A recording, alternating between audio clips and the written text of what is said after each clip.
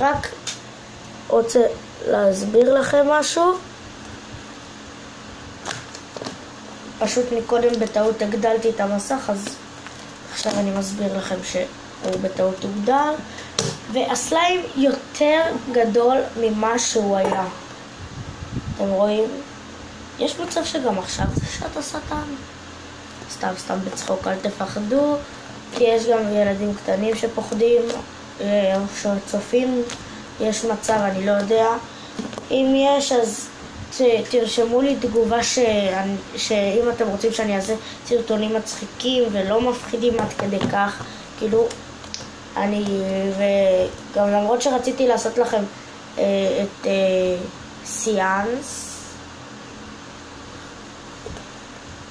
לא, סליחה, בטעות אמרתי את זה, באתי לומר משהו אחר אבל שכחתי. אני לא עושה סיאנס בחיים, כי בתכלס מה שהיה אצל סער קליזו בערוץ פשוט לא האמנתי לזה, אבל אחרי זה שראיתי את זה כמה פעמים פתאום הבנתי שאף אחד לא נגע בזה, וזה גם לא היה לזה חוט. פתאום שמעו גם רעשים ולא היה שם עוד אף אחד חוץ מסער קליזו. איך קוראים? שכחתי את השם. סמולקי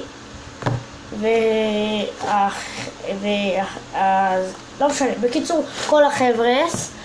אז בכל מקרה, אז אני רוצה להגיד שהיה ממש כיף, ותירשמו גם לערוץ של סער קליזו. אני נותן לו, אני תמיד צופה בסרטונים שלו, ואם סער קליזו יצפה בסרטון הזה אני ממש אהיה שמח, והלוואי שהוא ייתן לי פעמון, והפעמון היום הולך לשלם, סתם בצחוק.